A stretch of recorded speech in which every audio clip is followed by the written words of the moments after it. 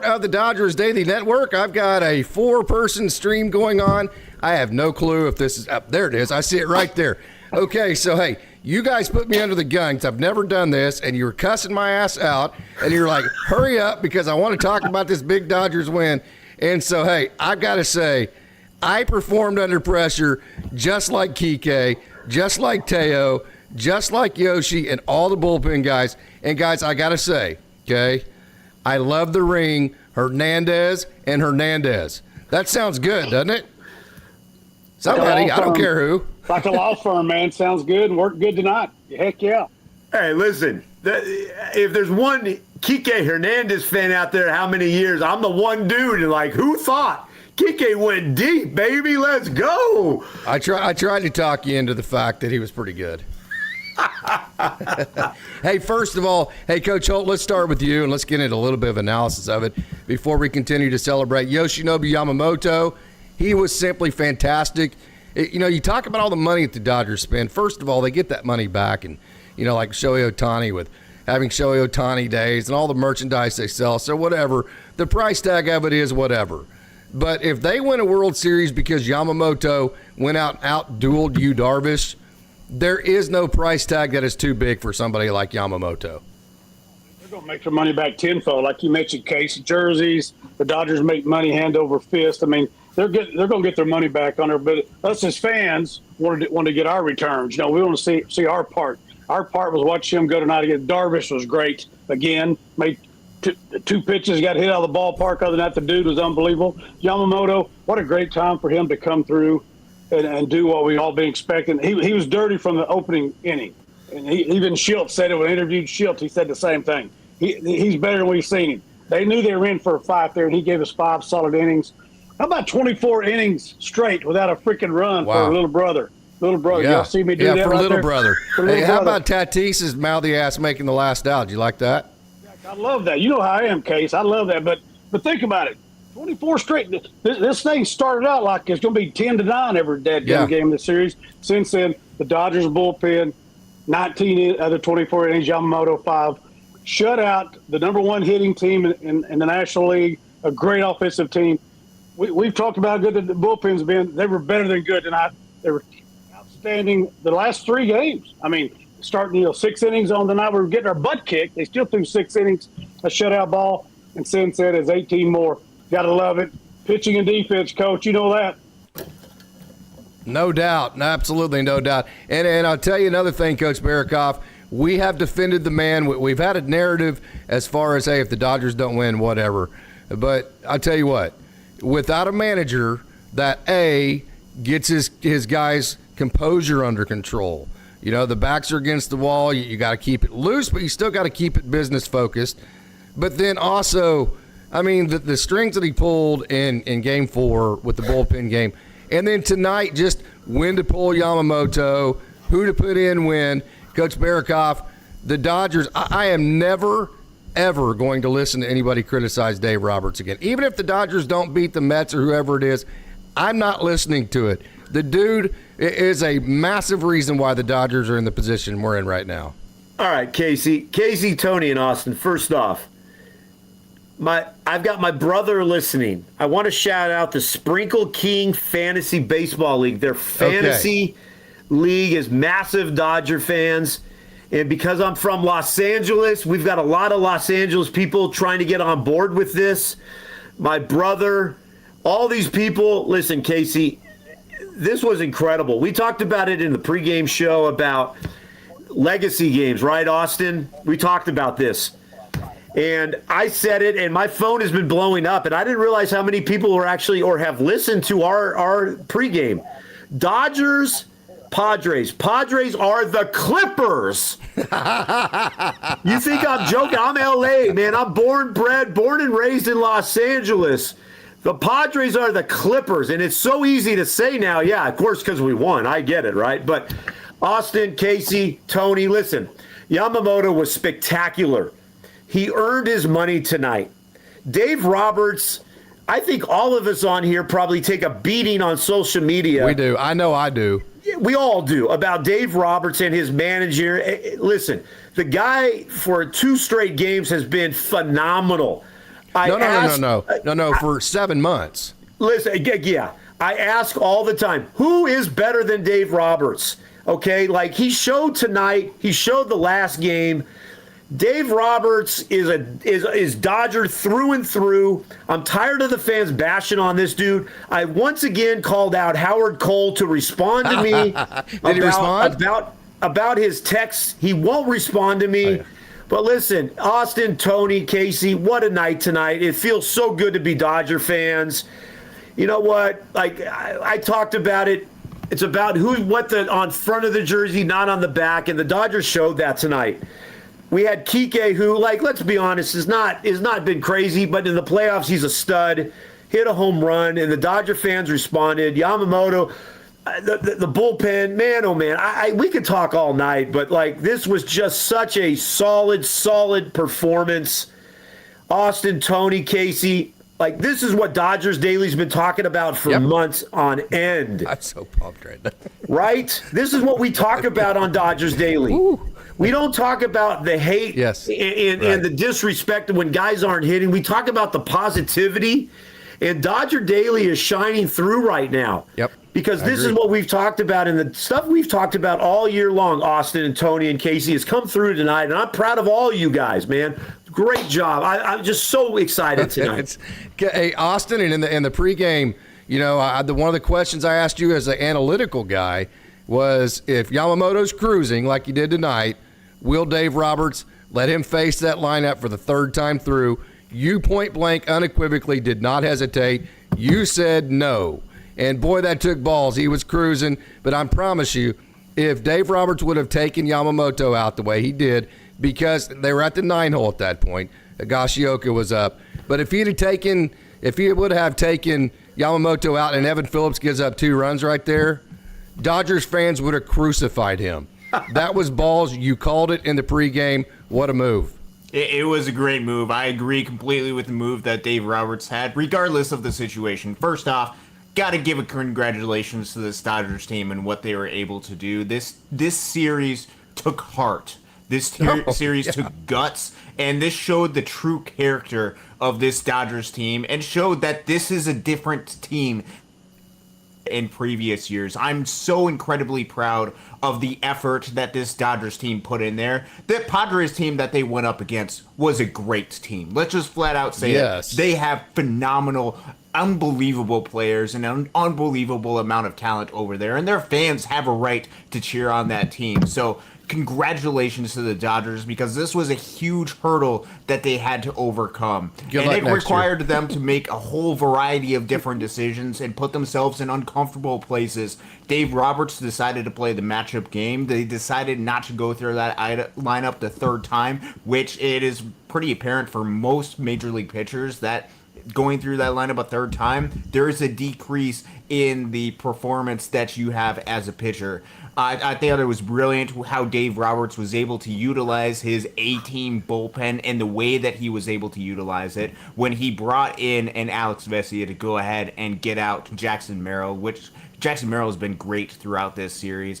Letting an Evan Phillips go more than 1 inning, which I was kind of surprised with that, but decided not to have it lefty versus righty for a Manny Machado. I thought that was absolutely brilliant how he was able to do that. All the way through, this was an absolute brilliant performance by Dave Roberts, who had a plan that he wanted to go in. Yoshinobu Yamamoto, got to give it up for what he was able to do tonight. Can't be overstated how powerful of a performance that was.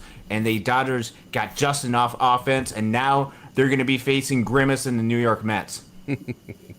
Hey, Jeremy Bird, thank you so much for the $4.99 super chat. Coach Holt, I know Austin said he was surprised that Phillips went back out for the second inning. That's the analytical perspective. From the coach's side perspective, you have what's called a trust tree, right? Like, in these situations, here's how you evaluate it. Even if we lose tonight, which guy can I live with and put my head on the pillow knowing that he was out there and I put the best out there that I possibly could have for my team? That was what that move was for Dave Roberts, in my opinion. That was a trust tree move.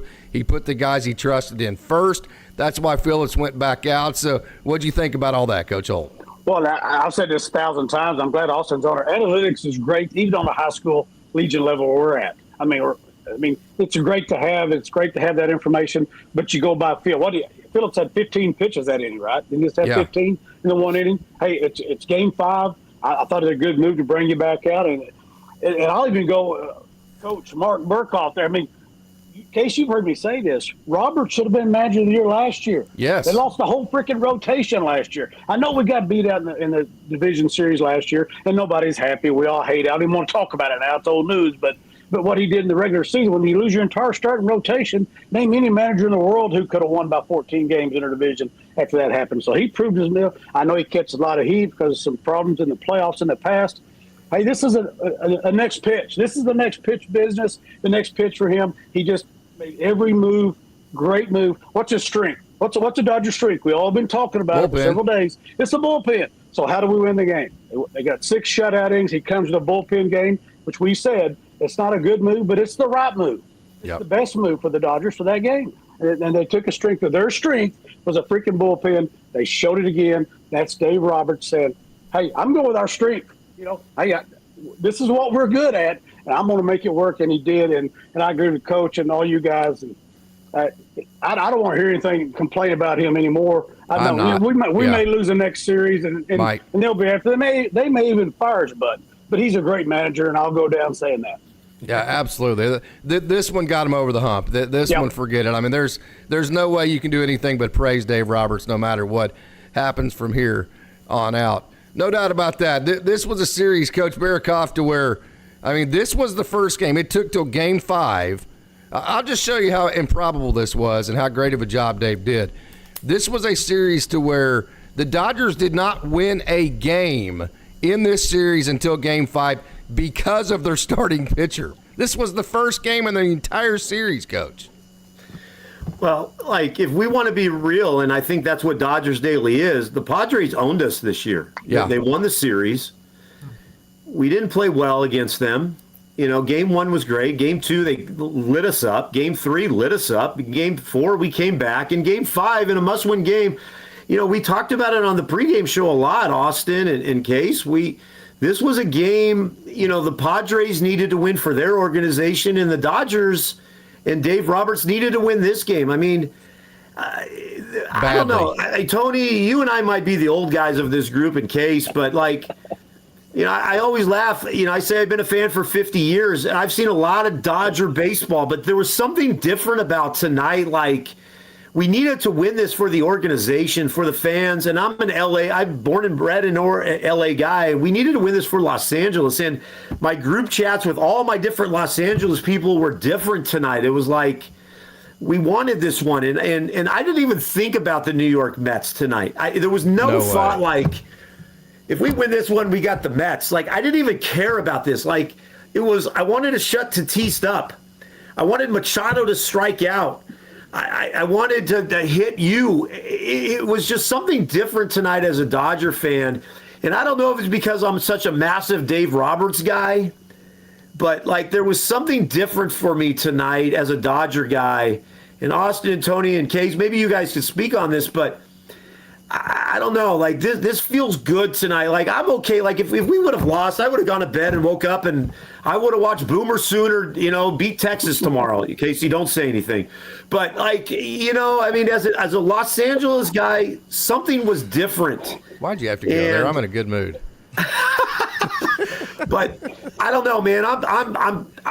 Yeah, Tony. I don't know. For all of us on here, I think we're excited because it felt good. Tonight just felt different. And I don't know if it's because it's the Padres and maybe like Austin was talking about, it's a new rivalry.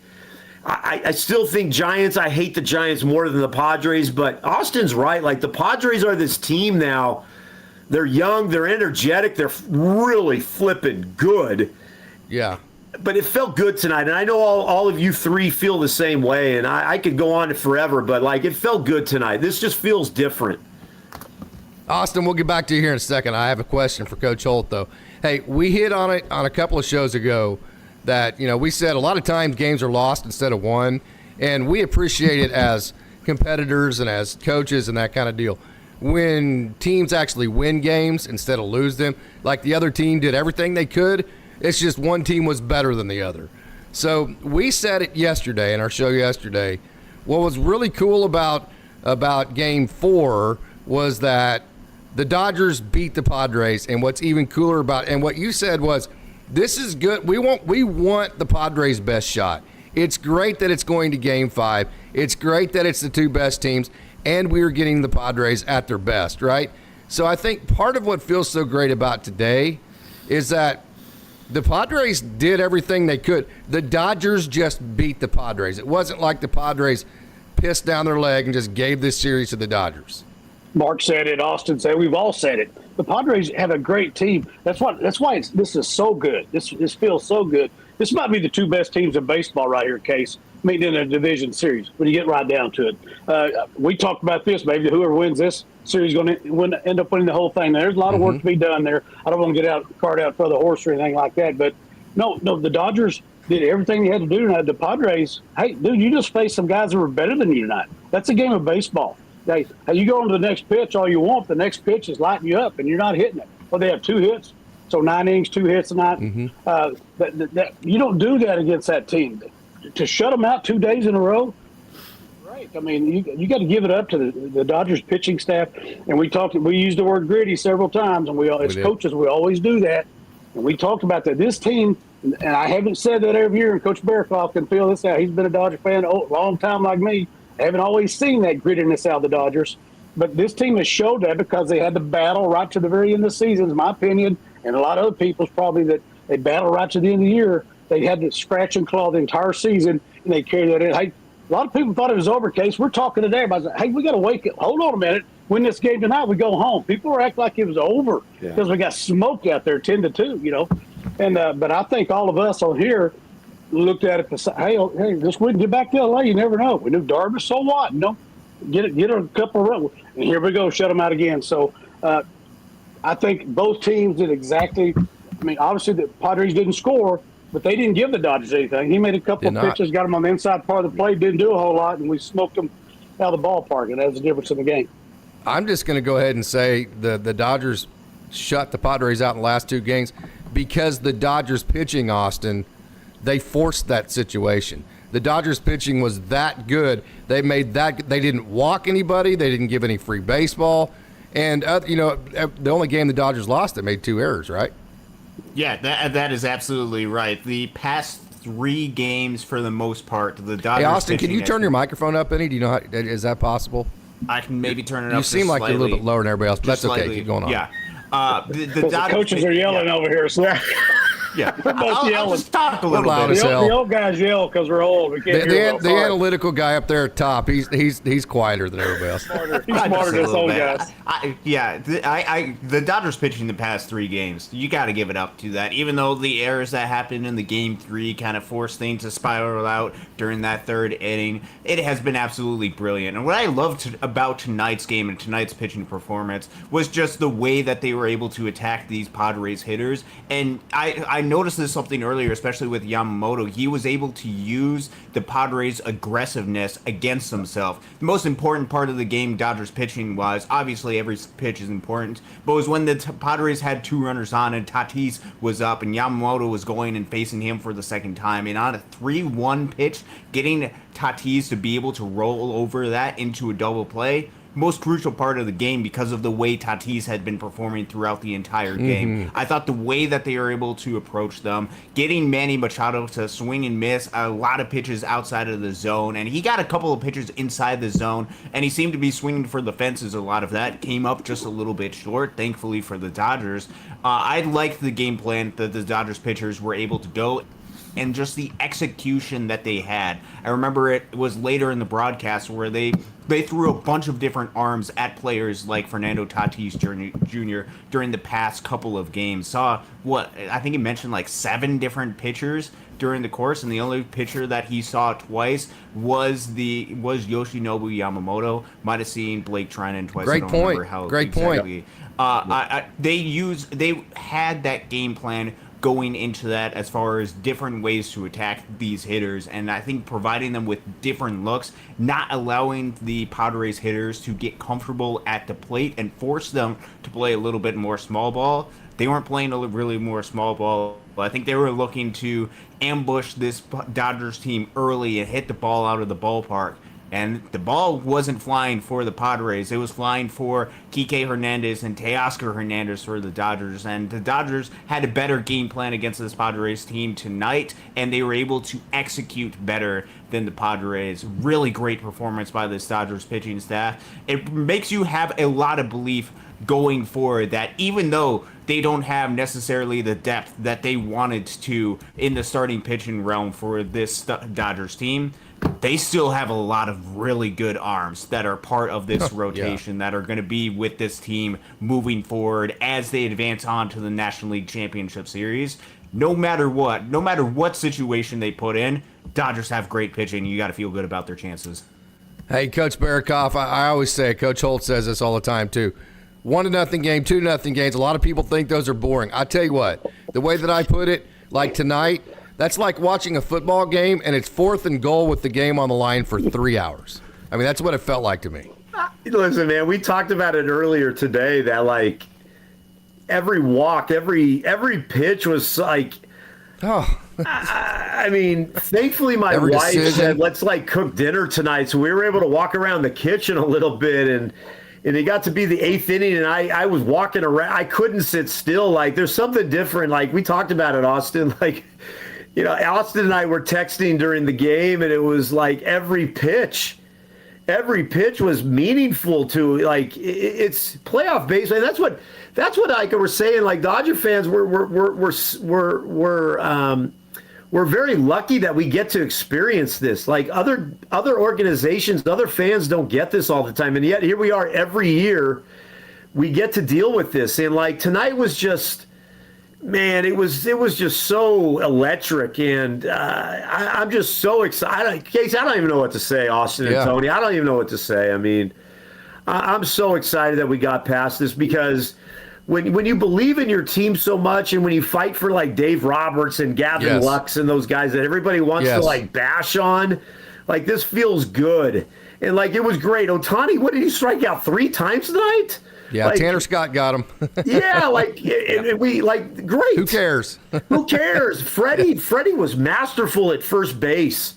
He made some great plays, and Kike hitting a home run, and Tio, who we all want to have re-signed, hits a home run, and Will Smith was great. In the bottom of the order, made them suffer a little bit. And you, Darvish, sorry, you. I mean, you're not a Dodger. I love seeing you have to experience this. I'm sorry. Yes. It just feels good. There's something feels good about tonight because of so much Dodger negativity after a loss. And us Dodger fans that just believe in our fellas and bleed Dodger blue. Like, this feels good for us. Mm-hmm. And I'm okay to say that. And I'm okay to, like, send that on social media. Like, all of a sudden, we've got all these Dodger passionate fans, like, right? You lose one game, Tony and Austin and Casey, and, like, they want to hate on the team again. But this feels good. This feels really good. And, Casey, that's why I'm glad you did this, because Dodgers Daily, Austin, Tony, like, there's so many good fans on this platform that just love our Dodgers. And, like, we want to talk, like, the real stuff about Dodgers and not just the hate.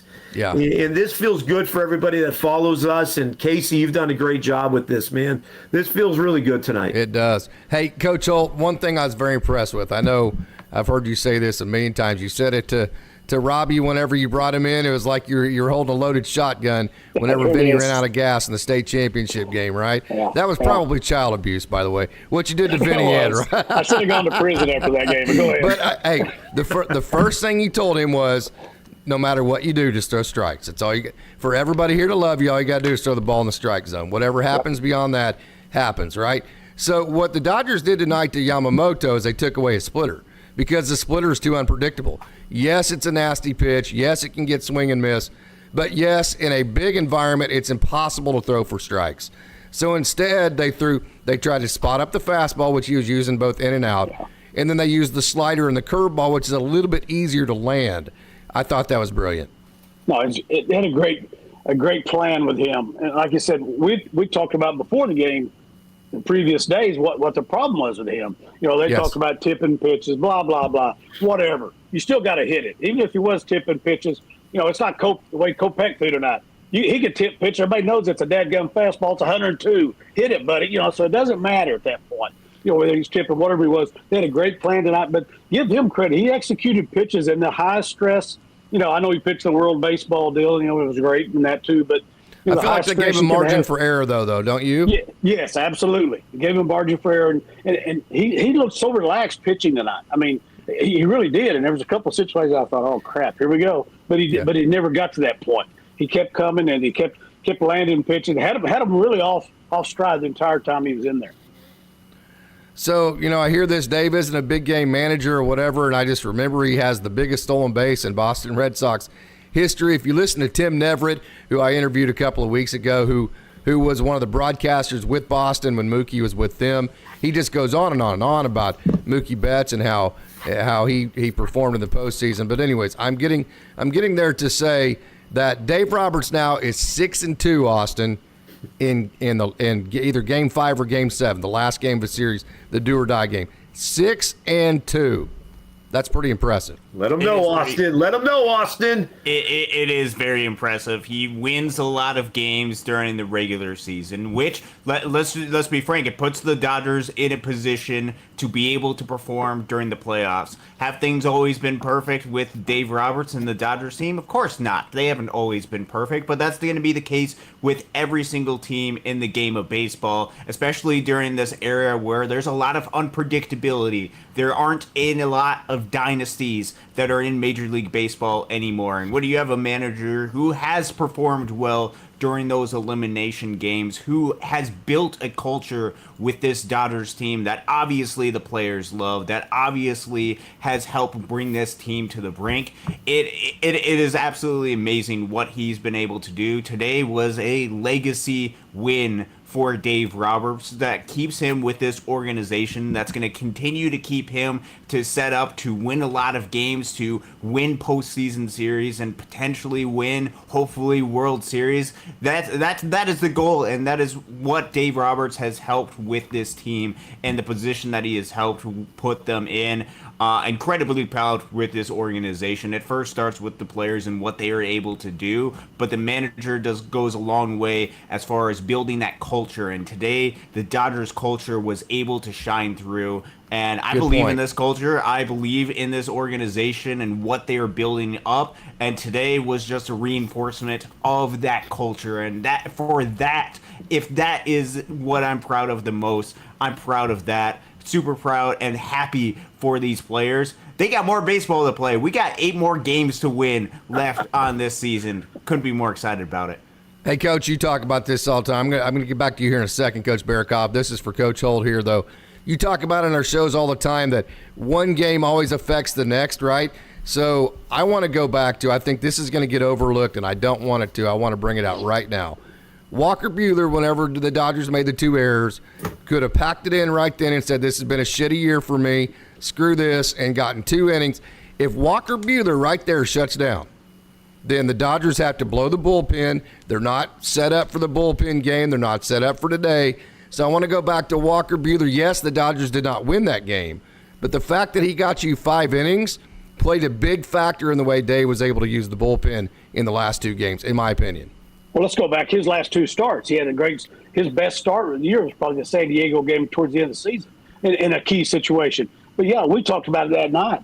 Hey, in case you've seen me do this 100 times and I'm not proud of it, grab a freaking trash can and throw it and start throwing crap everywhere because you're pissed off. He had every right to be. I'm assuming he didn't say anything to his infielders. I bet he didn't, but he was letting it off right there. That dude was competing his butt off that night. And to give us 5 innings, he got 5, right? Yeah.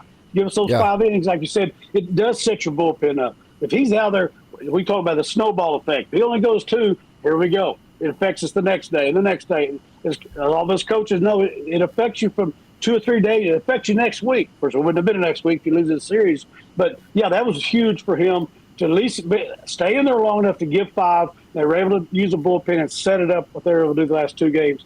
That is huge. That is huge. And going forward, we feel a lot better about Walker Buehler in this case. Yeah, I give up 6, but there's a lot of things that were out of his control that inning. And I don't want to get into it.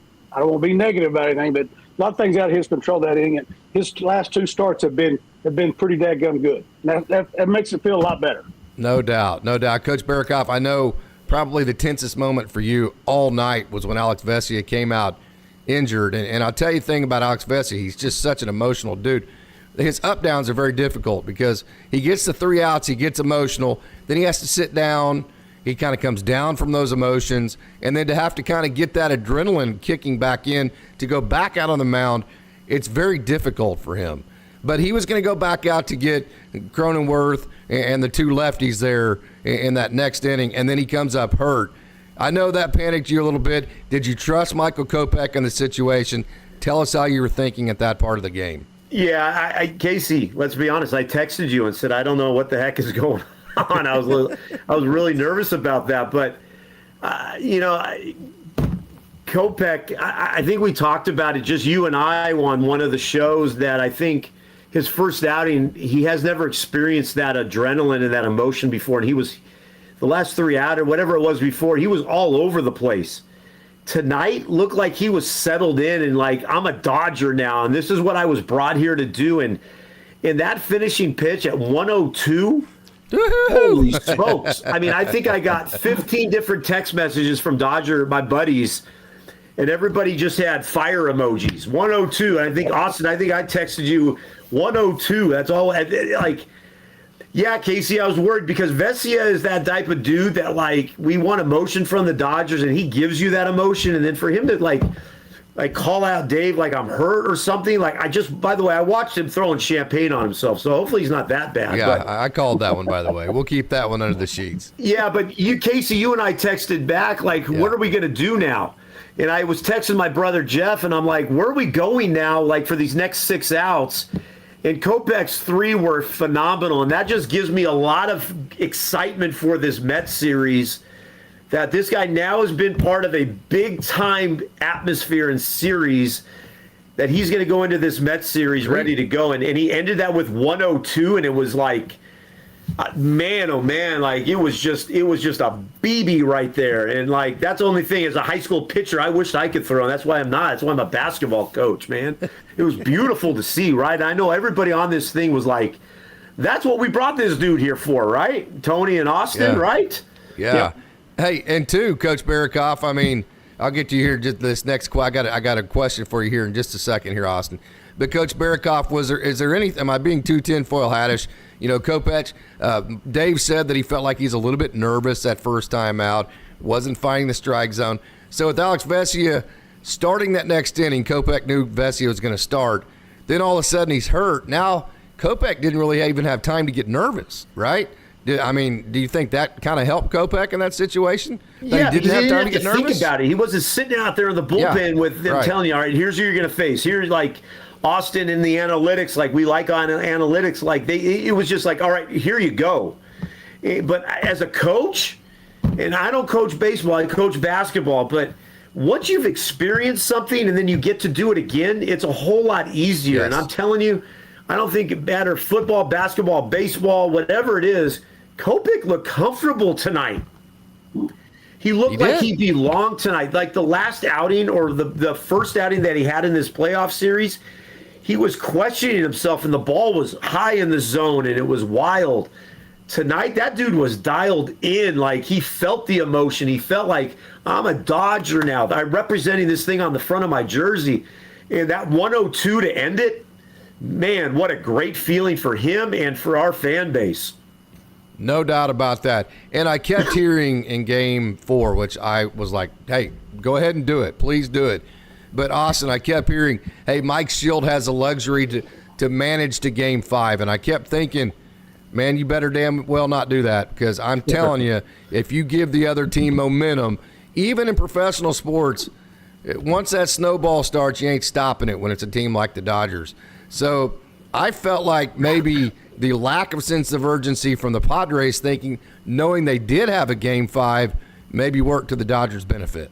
Yeah, I think when you're in a position to be able to clinch, you best finish the job, especially if you're facing the team as dangerous as the Dodgers. When you have that opportunity, you do everything that you can to win during that opportunity. The Padres weren't able to do that. They weren't able to finish the job in Game 4, which you got to give credit to the Dodgers for getting out to that lead early during the Game 4. That quieted the crowd a little bit. That put the Padres in a little bit of a hole. That made them reserve perhaps some of the arms that they were planning on using if the game was close or if they had a lead.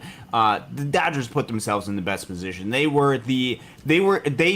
fought for that Game 4 win. They fought for this team going forward, and you just got to give it up for the Dodgers and what they were able to do. I think this has more to say with what the Dodgers were able to do and the character that the Dodgers showcased rather than the Padres. Now, it was a little bit strange and a little bit strategic for the Padres to go out there because they made a very clear decision to start Dylan Cease on short rest, to start Yu Darvish on a little bit of a shorter rest. Now, granted, Yu Darvish was amazing, and he put the Padres in a position to win this Game 5. Only made 2 pitches that were mistake pitches. So in that perspective, you wanted to go out there and get Yu Darvish out there and perhaps save some of the bullpen, which they were trying to do with the Dylan Cease. Maybe that makes a little bit of sense. I think this more has to do with what the Dodgers were able to do. They had their backs completely against the wall with history potentially repeating itself, and they stood up to it, and they changed the course of what they were doing and what had been done before. Now nothing is stopping this Dodgers team. They can go up against they went up against the hottest team in baseball in the San Diego Padres, and they eliminated them. Right now, the hottest team in baseball is the New York Mets. They can go up against that team, and they can eliminate them as well. Nothing can stop this Dodgers team right now if they continue to do what they can control and continue to execute each and every single time. This Dodgers team has the ability to win the World Series this year. And right now, they're 8 wins away. Coach Holt, you taught me a long time ago, man, that the most important out of every inning is the first out. When you're able to get, you call it the leading lady. You taught me that term, the leading lady. Hey, let's get the leading lady. I've heard you say that a million times. Glad you're not using the dirty words I said, but go ahead. yeah, right. But when you get that first out, it just gives your pitcher so much more room for mistake, right? I mean, and the Dodgers, I think, got the first out of every inning tonight. Well, and we've even I've told my high school pitchers for years that what's the best pitch in baseball? Strike one. So that's the best pitch in baseball. So the key out to get is the first out. And sometimes the third out's the hardest one to get. But getting that first out, it just makes a big difference in the way the inning is set up. The Dodgers did that. Did Indian leadoff hitters get them? No, I don't think so. I don't think they did. I think the Dodgers were 9 for 9. I think they got the leadoff hitter every inning. And that just changes everything so dadgum much that the way it puts pressure on the other team. Of course, I'm like Coach Bearcoff, and I'm sitting there, got that 1-0. I kept telling my wife and my son, just one more run. I'll take just 2, one, but I'll take one more. These guys are too good. One bad pitch, and it's a tie game, or worse, or behind. So, the pressure was on, and to get the leadoff hitter is huge because that takes away so much of what the offense can do, and they're down, and you got to do it in Yamamoto, who's on. He's on big time. Schultz said it himself.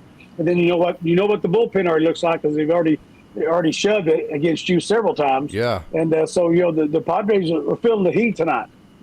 There's no doubt about it. Both teams are under pressure because it's a winner take all. But the Padres are feeling, I think, more, especially when we got the first Kike gets the run.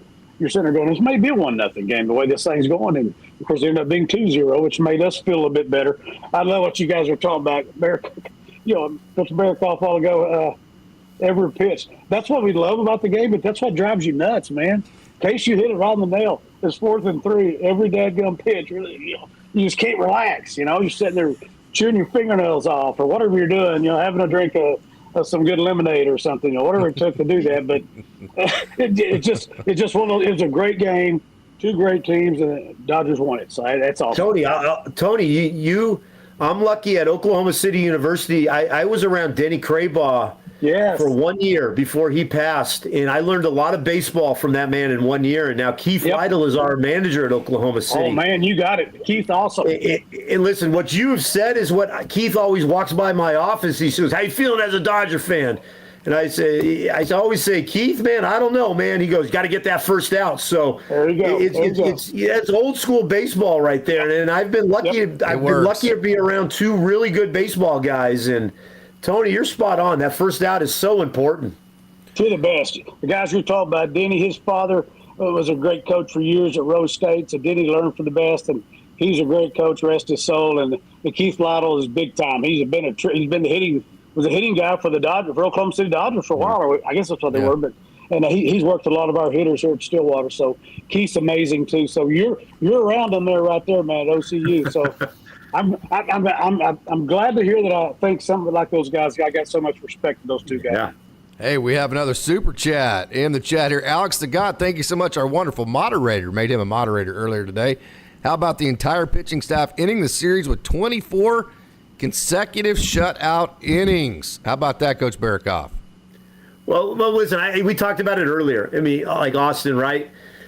This team, we always want to talk about all of the mismanagement, but the bullpen has been overused. And now they're not being overused, and they're being able to be pitched in the right, proper way, and they are dominating. They are dominating. And Dave Roberts has had the luxury now of not having to overuse them, and he's been able to put them in certain situations, and it's been incredible. Other than the bullpen game, which was managed beautifully, every single guy that came in was put in a perfect situation. We've got a bullpen that can win us a World Series.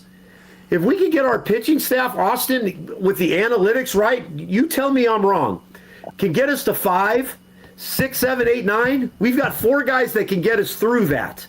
Tony, you are baseball. You and Casey are old school baseball guys. I'm looking at this thing saying, wow, what a great bullpen we have. Everybody wanted to talk about San Diego. San Diego's bullpen the Dodgers bullpen is pretty spectacular. And they're if tough. we can get our guys to go tough 5, guys. Holy smokes, guys. I mean, all 3 of you could answer this and take this and run with it. But I love our bullpen, and it's like finally we're in a situation where our bullpen can be rested and they can put them in the right situation, and they are dominating. Yeah, Austin, talk about the bullpen. Yeah, it was something that was mentioned that you mentioned, Coach Barikoff. This bullpen has been overused throughout the course of this season, and it's been a little bit of a struggle at times for this bullpen. But what that has allowed it to do is that has allowed a lot of different guys to step up in different situations and be able to see different things. This is something that we're seeing throughout other teams in this postseason, where they're utilizing different relievers and high leverage spots throughout the course of the game. I think with each one of these guys, there has been, we go up and down this Dodgers bullpen, and there's a lot of guys that you would trust that weren't even used during the course of this game. I think a guy like an Anthony Bonta who came out of nowhere to this Dodgers team, has been beyond excellent for them and is going to be utilized throughout the rest of this postseason in a lot of high pressure situations, and I think the Dodgers would feel comfortable with that. Daniel Hudson has been really solid throughout the majority of the course of this season.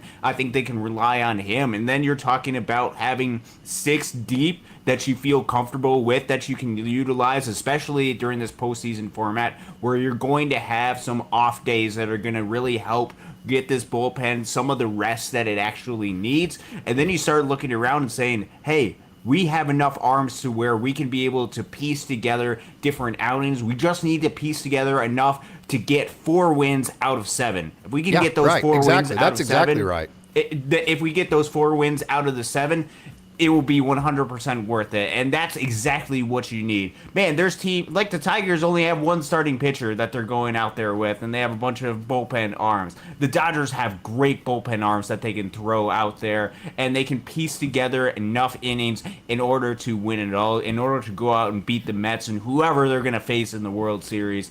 I feel incredibly confident about the way this bullpen is being pitched.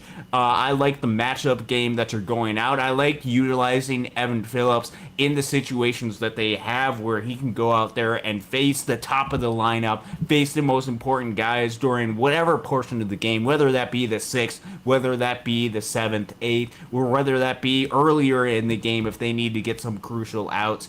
I love the way that they're utilizing this bullpen to get it to be the most effective that it possibly can be. They're firing on all cylinders. It might be a little bit risky because some guy might be off, but I think it is absolutely worth it right now, and it is the way that this Dodgers team is going to be able to go far during this postseason because it is the strength. When you have something that is a clear strength to your team, lean into that, lean into the advantages that you do have. Right now, the bullpen is an advantage for this Dodgers team, and they got to be feeling good right now. Coach, you said it a couple days ago, and you cannot forget. Kind of mentioned the Walker Buehler start the other day. Also, none of this happens if Ryan Brazier goes out in that bullpen game and gives up like 3 runs in the first inning. First of all, the entire script for the bullpen game out the window, like all of our scouting reports have done in the past, right? Oh, we're going to run zone. Screw that, not working, right? So you got to just go back to Ryan Brazier. These last 2 games, they started with what he did in getting the whole thing started. I totally agree. Coach Bearcoff, I can relate to that. I saw you laughing. I've had game plan. I coach basketball, too. Over Glencoe over here by Stillwater. I remember having that. Made state tournament for the first time ever, too, Coach. There we go. That game plan in my coat pocket, pulled it out about halfway through the first quarter and tear it up. I know you've had to do it. You just, hey, they're doing something totally different while we scouted. But anyway, no, if Brazier don't do what he does, again, it comes back to the same thing. Everything's backed up. If he don't come out and do his job, none of this gets set up. We're probably not having this discussion right now because they're going to have to overuse people just to get back in and win the game. So, no, that's totally correct. That's a great thing. Austin related to it. Everybody did their freaking job. And if you do have a guy who doesn't have it, well, you bring Band in or one of those other guys that have it just to get us out of the inning. So they do have some guys that can plug in if one of them's a little bit off that night. So that gives you a good feeling that, that they don't just have a bunch of guys that you sit and go, they're just inning killers. They're never going to use them in clutch situation. The Dodgers got a bunch of guys they can use. They know who their bell cows are down there in the pen. They're dudes. We all know who the dudes are. We also got some guys that can come in there and get a couple outs if they need to in a tough situation. So that makes you feel even better about the bullpen, like I said, what Austin was talking about. Yeah. Well, and Coach Holt, too, I mean, it just kind of felt like going back to the Brazier deal and getting that thing, and Bonda getting his job done, it felt like in these last 2 games, especially at San Diego, if the Padres had ever gotten the lead in either one of these games, I'm not sure the Dodgers could have overcome that stress. I don't think they could have either, just because the Padres bullpen's good enough. If you get into that thing too, when you're down, you're in trouble. Same way with the Dodgers. If you go down 2-0 to Yu Darvish tonight, that might be game set match, right? No, or I even totally yesterday. Agree. Yes. Now, I'm afraid it would have been. But that's what is so great. We talked about this at the top of the show. 2 great teams. That's why we're all so giddy here and happy. I might have had something to drink too. But anyway, I know we're all. But we're so giddy and happy that this was so satisfying because that's a great team, and you had your backs against the wall on the road in a hostile environment against a great team, and you're able to perform. That's no matter what you coach. Coach, I've coached football, basketball, and baseball. I know what you're talking about. In those situations, every sport. If you go into the enemy territory, the stressful situation, and perform, that's something special. Yeah. You're on the road, your backs are against the wall, and your first 2 pitchers are Ryan Brazier and Anthony Bonda. I mean, come on, Coach. And I'll tell you another thing tonight, Coach Barrett. Manager of the year. Got to be the manager of the year. No doubt. We're going to go to the top of the hour, about 10 more minutes here. Okay. We've had a wonderful crowd here. This has just been simply fantastic. I'll tell you another thing. Freddie Freeman gets hurt again, has to come out. Max Muncy has to go to first base. And the first damn ball, the ball will find you, right? Literally the first ball, Coach Barakoff, is hit to Kike Hernandez, who, by the way, the first hitter of that inning, if he boots that ball, that was not an easy play. If he boots that ball, there is no telling what happens in that inning, right? Listen, man, I'm the biggest Franklin Stubbs fan. Franklin Stubbs, 1988, would have been a stud at first base, but Muncy played it just like Franklin would have. He was right there. But listen, Freddie he got us a hit tonight. Made a nice play to his right, too. He played a beautiful job at first base tonight for the innings that he gave us. The dude's a gamer. For all of the thoughts that we want to think that he's still ticked off about the Jay Hayward stuff, and he's got his stuff going on with his family issues, and like, we just don't know what he's going through. The dude is a gamer. He steals the second base earlier in the series. He's made some great plays. He gets up. He's a professional at bats. And you're right. First play, Muncy's there, and Muncy has to make a pretty good play because Kike didn't make a great throw. Like I'm the biggest Kike fan, but let's be honest, it wasn't a great throw. But guys, we could talk all night long.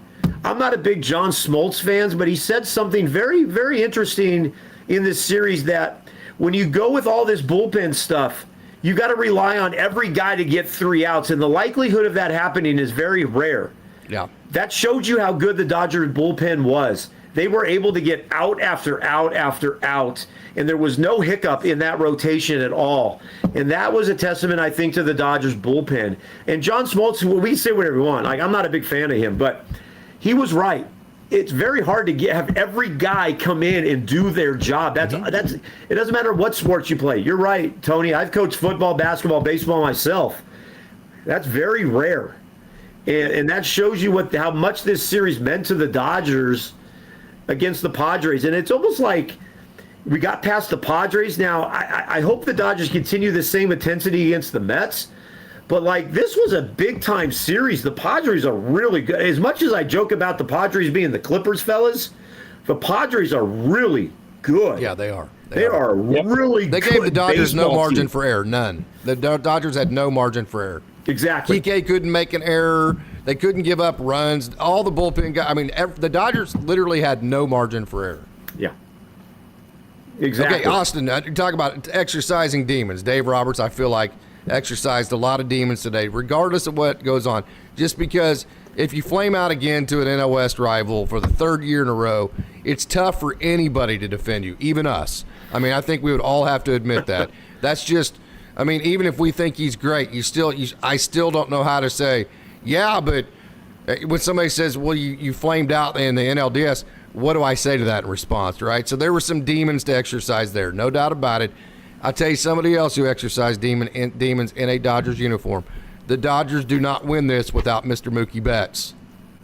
Yeah, that is exactly correct. And you saw that a little bit during those times when he had to almost had the home run in Game 2. Great play by Jerks and Profile out there in left field. And then you turn the page over to Game 3. Exact same situation happens, except Jerks and Profile does not come up with a catch. Mookie's headed back to the dugout. He's got to turn around. And it turns out that just that one roadblock opened up Mookie Betts to realize his full potential during the postseason and to have that confidence back in what he was able to do and his abilities during the postseason. Had several hits during the games 3 and game 4 as well. He performed really well during those games, and I think getting past that roadblock was the step that was holding him back. He just needed the one. He just needed the one hit. Ended up being a home run that propelled him to being back to the ball player that everyone knows that he is and can be. And for this Dodgers team, look, the goal going into the season was not beat the Padres in the postseason. That is not the goal for this Dodgers team. The goal is to win the World Series. Now, how do you get there? You had to go through a really, really good ball club in the San Diego Ball Club. We are super happy that the Dodgers beat the Padres. And same with every single player on this Dodgers team. They will turn the page over starting with tomorrow and get their focus on the New York Mets because the goal of this season has not been met yet. The expectations for this Dodgers team is to win a World Series. When you have the type of talent that, even though some of the players are injured, that is no excuse for this Dodgers team. Everything is still right ahead of them for this Dodgers team, and especially because they were able to get over that hurdle, and especially because other players who had some demons, like a Mookie Betts, was able to get over that hurdle. No, there's no telling what this Dodgers team is going to be able to accomplish because they can accomplish anything at this point right now. Super excited about that. They get a chance to be able to not only exercise the demons that they had against National League West rivals, it's also been since 2020 that this Dodgers team has been to a World Series. And for me, that is far too long for this Dodgers team. I'm ready to get back into the World Series, and that runs directly through the New York Mets. So I'm ready to take on the New York Mets, and I'm ready to win that series. Hey, I got a question for Coach Holt, a question for Coach Barrakoff. We're going to get final thoughts, then we're going to get the hell out of here, okay? Okay, so Coach Holt, this is for you. We've been talking about this for a while, yeah. Okay, can Dodgers fans please get off of Gavin Lux's nuts now? Yes. Please get off. Hey, we've been told about this all year. Of course, he's my favorite Dodger case. I won't go there. But I love Gavin. For good reason. I love all the Dodgers, but Gavin's got a special place for it. But anyway, we talked about this, and all the coaches, we can all relate to this. This guy, they're ready. They're talking about when's he going to Oklahoma City? He's hitting under 200 the first half of the year. They got to get him. He's terrible. Hey, he just learned a new position, which is totally different. Shortstop and second baseman, if you don't know, are quite a bit different how you do that. And he had to do it during the major leagues. He did it in spring training. And after it started, oh, by the way, you suck there, so we're going there. Well, however they said it to him. That's what he did. Yeah. But he's hitting under 200. When's he going to Oklahoma City? Or maybe they need him down in Tulsa. Everybody's going nuts on the guy. And like Case, like we talked about, part of the year, he was the best hitter the Dodgers had. Mm-hmm. He's hitting freaking 3-hole for them.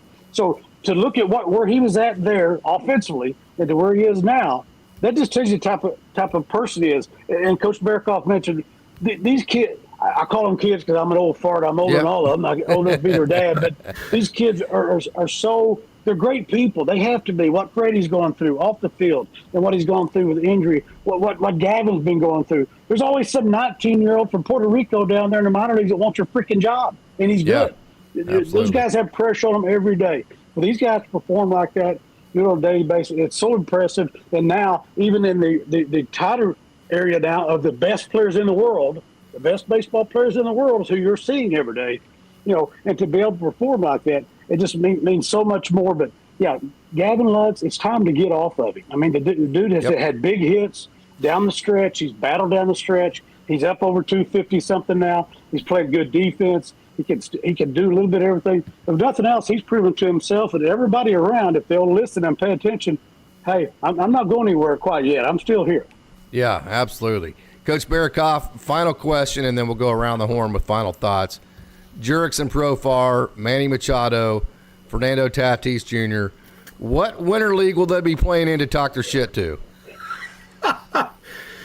Man, listen, first off, Tony, I respect you because I'm a massive Gavin Lux fan myself, and I take beating.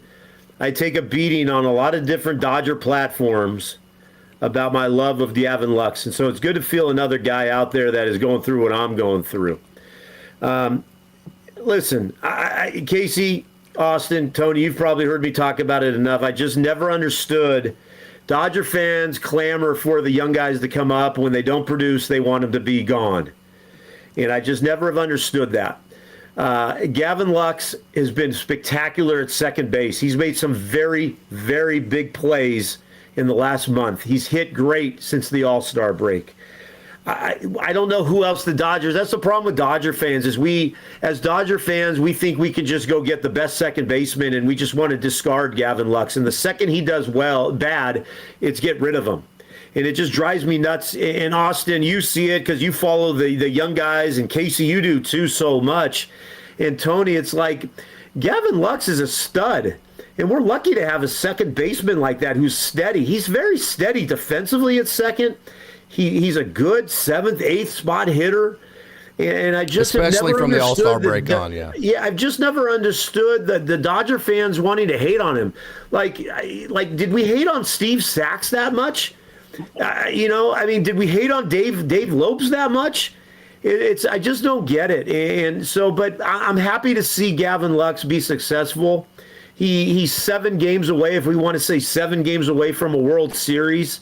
And he played a major role in this offensively too, man. Yeah, I mean, last night that a game ago, that home run, like that was awesome. Like Tony, you're probably with me, and Austin. I mean, all of us, probably all 4 of us, were like, yeah, take that, Dodger fans. You know, but like we shouldn't have to feel that way. We should feel like, man, a Dodger got a home run, let's all celebrate it. But it's like, I don't know. I just get frustrated by that as Dodger fans. So Casey, I'm sorry I was long-winded. Oh, no, that was fantastic. Austin, final thoughts. Yes, so first off, couldn't be more excited about this. This was a great win for this organization that has tried to get over this hurdle for several years now, that has tried to go back to the World Series and get a ring and get a parade to celebrate with the fans. This is a big win, and especially to do it against a team as talented as the San Diego Padres. I mean, you got to feel so good for this culture. You got to feel so good for the players, for the staff, for the organization as a whole.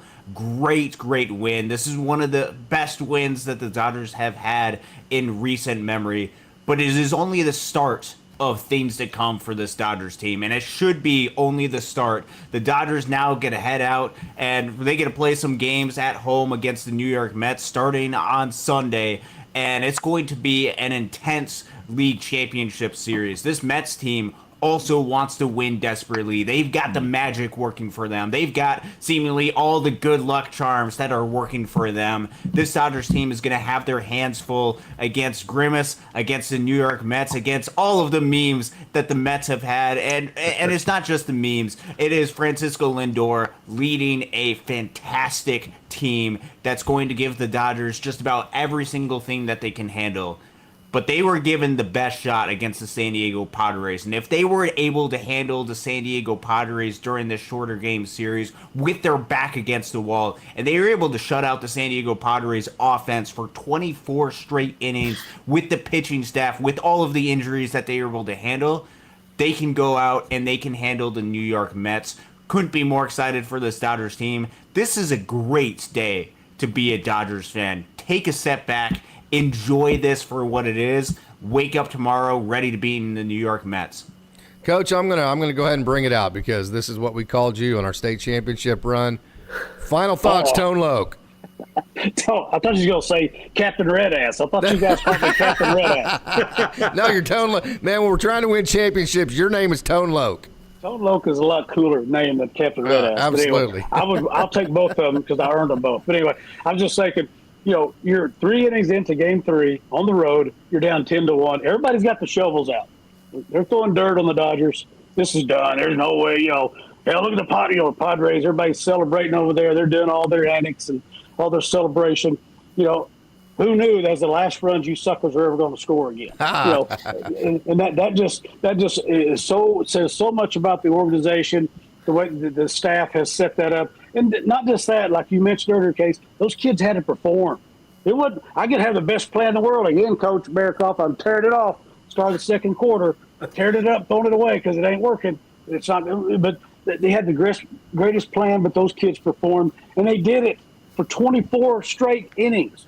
19 of the bullpen, 5 from Yamamoto. Just an outstanding performance against a great team.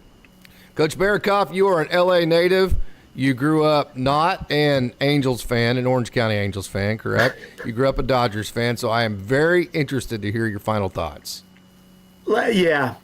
I mean, I don't mean this in any other way, but I'm an Angelino. I grew up in Los Angeles, Whittier, California. I grew up. 1981 is my favorite team. I've been through the 88 World Series. I've told this story many, many times ad nauseum that when Gibson hit the home run, our neighborhood exploded and we all were running outside, hugging each other and the fireworks. I was in junior high. And you're 14. Yeah, I mean, listen, I've been to Dodger Stadium. My brother still lives out there. It's funny, my mom and dad listened to this show. My mom said... My mom said, boy, it takes a real stud to say some of the things you're saying when everybody wants to go against the Dodgers right now. But listen, for all of us and everybody that's listening, we love the Dodgers. It doesn't matter where we're from or where we grew up. We're Dodger fans. We love our guys. And what an exciting night for Dodger fans. It doesn't matter if we're Oklahoma, California, Nebraska, Chicago, Illinois. What a night for Dodger fans, and I'm excited. We get another chance. What's even better, Casey and Tony and Austin? We get another chance to keep going with Dodgers Daily and talk Dodgers baseball. We do. I thought about that tonight, too. We get some more pregame shows. We get some more. I get to see Coach Holt's face in the morning a little bit more. Yeah, man. It'll be a lot of fun. That's my final take, is we keep getting to have these great Dodger Dailies fans. We keep getting to do these pregame and postgame shows, and you know what? Thank you, Dodgers. Thank you, Dodger fans. Thank you for showing out tonight. Thank you, my man Kike, the best player in baseball, and T.O. Give T.O. the 75, 200 million, whatever it takes. But, guys, Tony and Austin and Casey, thank you guys. And I'm excited. And let's just go and let's enjoy tomorrow. Watch Oklahoma beat Texas, and then let's go get ready for the Dodger game. My final thoughts are going to be a lot more simple than that. Jurickson Profar, Manny Machado, Fernando Tatis Jr., and the Padres.